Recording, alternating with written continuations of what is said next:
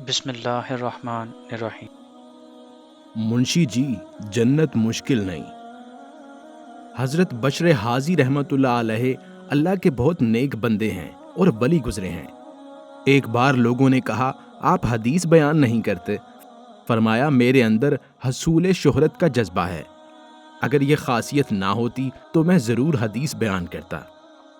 حالانکہ اللہ سے اتنا ڈرنے والے تھے کہ جب انتقال ہوا اور انتقال کے بعد کسی نے خواب میں حال پوچھا تو فرمایا کہ اللہ تعالیٰ مجھ سے اس لیے ناراض ہیں کہ دنیا میں تم مجھ سے اتنا ڈرا کیوں کرتے تھے؟ کیا تمہیں میری کریمی پر یقین نہیں تھا؟ پھر اگلے دن خواب میں بتایا کہ اللہ نے میری بخشش فرما دی۔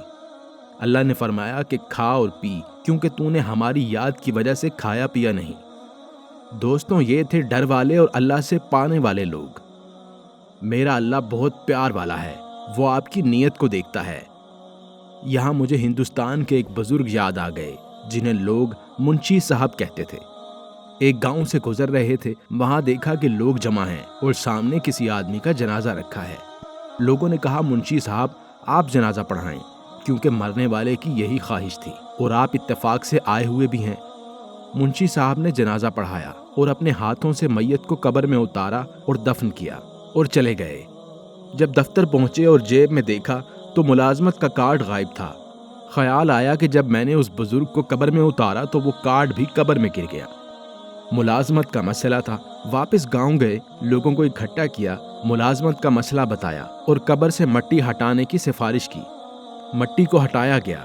کفن کے قریب گئے تو کیا دیکھتے ہیں کہ ساری قبر گلاب کے پھولوں سے بھری پڑی ہے۔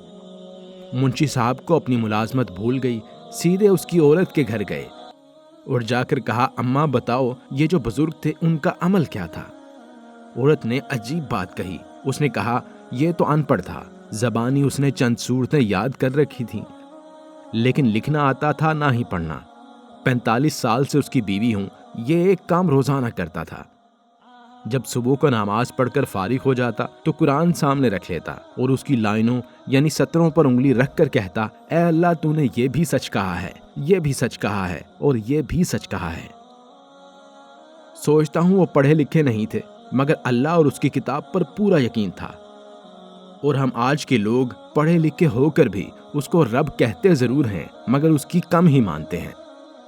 ہم بلڈ پریشر کے ڈر سے نمک کھانا چھوڑ دیتے ہیں، شوگر کے ڈر سے میٹھا کھانا چھوڑ دیتے ہیں، لیکن اللہ کے ڈر سے حرام کھانا نہیں چھوڑتے۔ ہم نے اسلام کو صرف عبادت تک محدود کر لیا ہے، ہم اسلام سے کچھ سیکھنا نہیں چاہتے۔